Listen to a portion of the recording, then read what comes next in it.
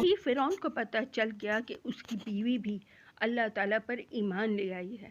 فرعون نے اس نیک بیوی پر طرح طرح کے ستم ڈھائے، مگر وہ اللہ کی بندی اپنے ایمان پر ڈٹی رہی اور آخر اپنے اللہ سے جا ملی۔ جب فرعون کسی طرح بھی باز نہ آیا تو اللہ تعالیٰ نے ان پر عذابوں کا سلسلہ شروع کیا۔ پہلا عذاب یہ تھا کہ ان کے کھیتوں میں غلہ پیدا نہ ہوا، درختوں پر پھل نہ لگے۔ کھجور کے درخت پر بس ایک کھجور لگی۔ یہ اس لیے تھا کہ وہ عبرت حاصل کریں، اس لیے کہ جب فصل خوب ہوتی تھی اور درخت پھلوں سے لد جاتے تھے تو وہ کہتے تھے یہ تو ہمارا حق تھا۔ جب غلہ نہ ہوتا، پھل نہ لگتے تو کہتے یہ موسیٰ اور اس کے ساتھیوں کی نحوست ہے۔ وہ موسیٰ علیہ السلام سے کہتے تم کچھ کر لو، ہم تمہاری بات نہیں مانیں گے۔ اس پر اللہ تعالیٰ نے پے در پہ 5 قسم کے عذاب نازل کیے۔ اللہ تعالیٰ نے سورہ اعراف میں ان عذابوں کا ذکر کیا ہے۔ اللہ تعالیٰ فرماتے ہیں پھر ہم نے ان پر طوفان، ٹڈی، چچڑی، مینڈک اور خون کا عذاب بھیجا، پھر بھی وہ تکبر کرتے رہے اور وہ تھے ہی گناہ گار۔ جب ان پر کوئی عذاب آتا تو وہ کہتے اے موسیٰ اپنے رب سے ہمارے لیے دعا کریں، اگر دور کر دیا تو ہو ہم سے یہ عذاب تو ہم تجھ پر ایمان لے آئیں گے اور بنی اسرائیل کو تیرے ساتھ جانے دیں گے۔ اللہ تعالیٰ نے 5 قسم کے عذابوں کا ذکر کیا ہے، ان میں سے ہر ایک عذاب ایک مقرر وقت تک رہا، پھر ٹل گیا۔ اس طرح انہیں یہ عذاب کے بعد مہلت دی گئی، اس طرح ایک کے بعد ایک عذاب آتا چلا گیا۔ پہلی مرتبہ فرعون کی قوم پر قحط کا عذاب آیا۔ ان لوگوں نے موسیٰ علیہ السلام سے کہا اے موسیٰ تو اپنے رب سے دعا کر یہ عذاب ٹل جائے۔ آپ نے یہ دعا فرمائی تو عذاب ٹل گیا۔ وہ ایمان نہ لائے۔ اس پر موسیٰ علیہ السلام نے اللہ تعالیٰ سے عرض کیا اے میرے پروردگار، یہ لوگ ایسے ہیں کہ قحط کے عذاب سے بھی باز نہیں آتے، معاہدہ کر کے پھر گئے۔ ان پر ایسا عذاب نازل کر جو ان کے لیے دردناک ہو اور بعد میں آنے والوں کے لیے عبرت بھی بن جائے۔ اب اللہ تعالیٰ نے ان پر طوفان کا عذاب بھیجا۔ یہ پانی کا عذاب تھا۔ فرعون کی قوم کے گھروں اور زمینوں کو طوفان کے پانی نے اپنی لپیٹ میں لے لیا، نہ کہیں بیٹھنے کی جگہ رہی اور نہ زمین میں کاشت کرنے لگے۔ اس طوفان کی عجیب بات یہ بھی تھی کہ فرعون کی قوم کے مکانات اور زمینوں کے ساتھ ہی بنی اسرائیل کی زمین بھی تھی۔ ان کے مکانات تھے، وہ خشک رہے، کہیں پانی کا طوفان نظر نہ آیا۔ اس طوفان سے گھبرا کر فرعون کی قوم نے پھر موسیٰ علیہ السلام سے التجا کی اے موسیٰ علیہ السلام اپنے رب سے دعا کریں کہ پانی کا یہ عذاب ٹل جائے، اگر یہ عذاب ہم سے دور ہو گیا تو ہم تجھ پر ایمان لے آئیں گے اور بنی اسرائیل کو آزاد کر دیں گے۔ حضرت موسیٰ علیہ السلام کی دعا سے یہ عذاب دور ہو گیا، ان کی کھیتیاں پھر سے زیادہ ہری بھری ہو گئیں۔ جب ایسا ہو گیا تو وہ کہنے لگے در حقیقت یہ عذاب نہیں تھا بلکہ ہمارے فائدے کے لیے تھا، اس کے نتیجے میں تو ہماری پیداوار میں اضافہ ہوا ہے، اس لیے موسیٰ علیہ السلام کا تو اس میں کوئی دخل ہی نہیں۔ اس طرح وہ اپنے وعدے سے پھر گئے۔ 1 ماہ امن اور چین سے گزر گیا۔ یہ اللہ تعالیٰ نے انہیں سوچنے سمجھنے کی مہلت دی تھی، مگر وہ لوگ ہوش میں نہ آئے۔ اب اللہ تعالیٰ نے ان کے اوپر ٹڈیوں کا عذاب نازل کیا۔ ٹڈی دل نے ان کے تمام فصلوں کو اجاڑ دیا، بلکہ لکڑی کے دروازوں، چھتوں اور گھریلو سامان کو بھی وہ ٹڈیاں کھا گئیں۔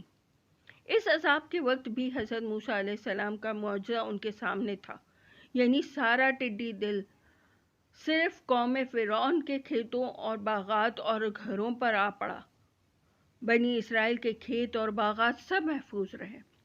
اس وقت ایک بار پھر فرعون की कौम चिल्ला उठी, ए मूसा, अल्लाह से दुआ करो ये अजाब हमसे टल जाए, हम ईमान ले आएंगे और बनी इसराइल को आज़ाद कर देंगे। हज़रत मूसा अलैहिस्सलाम ने फिर दुआ की, ये अजाब भी उन पर से हट गया, मगर अजाब हटते ही वो फिर वादे से फिर गए। अल्लाह ताला ने उन्हें फिर से 1 माह की मोहलत दी। इस मर्तबा उन पर जुओं का अजाब आया या फिर एक किस्म के कीड़ों का अजाब आया। इन कीड़ों ने उनके गले को घुन की तरह खा लिया और जुओं ने उनके बालों तक खा लिया। एक बार फिर फ़िरौन की कौम बुलबिला उठी और दुआ की दरख्वास्त की। फिर वही वादा किया, आपने फिर दुआ की, ये अजाब भी उन पर से टल गया। अजाब के टलते ही वो फिर बदल गए। अल्लाह ताला ने उन्हें फिर मोहलत दी, ये कौम बाज ना आई। चौथा अजाब उन पर मेंढकों का आया। उनके घरों पर हर चीज़ पर मेंढक नज़र आने लगे। सोने के लिए लेटते तो बदन के नीचे मेंढक आ जाते, पके हुए खानों में मेंढक नज़र आते, गज़ हर चीज़ में मेंढक पैदा हो गए। एक बार फिर वो बिलबिला उठे और दुआ की दरख्वास्त की। आपने दुआ की, अल्लाह ने फिर आपसे अजाब हटाया, मगर वो कौम होश व हवास वाली तो थी ही नहीं, फिर वादे से फिर गई। उस वक्त उन पर खून का अजाब आया। हर चीज़ में खून नज़र आने लगा, कुएं में, हौज़ में, सब में खून नज़र आने लगा। खाना पकाते तो वो खून में तब्दील हो जाता।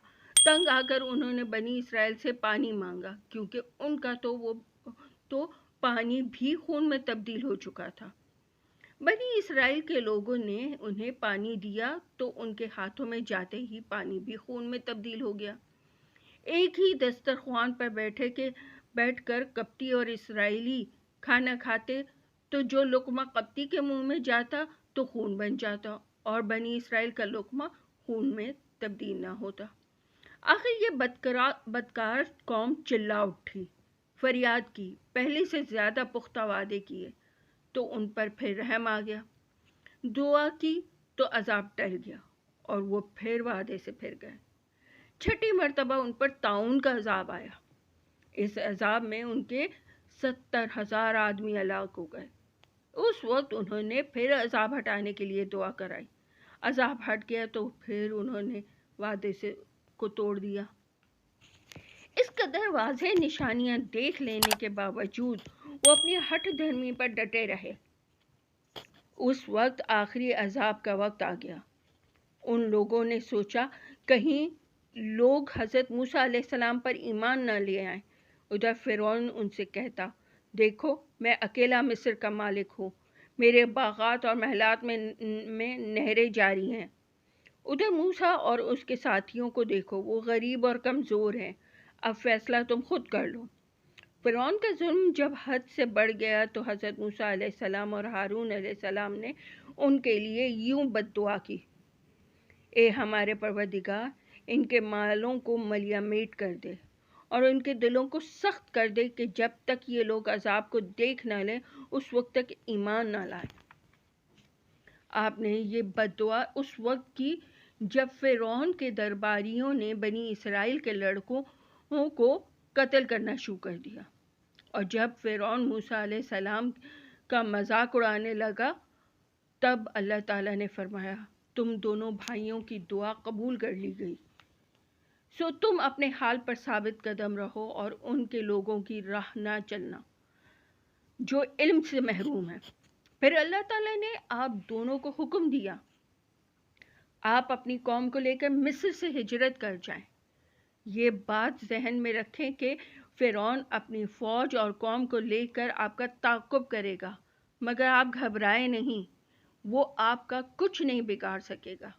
आपके सामने बहर कुल्ज़ुम आएगा तो अपना असा उन पर मार दें, आपके लिए हमारे हुक्म से रास्ता बन जाएगा।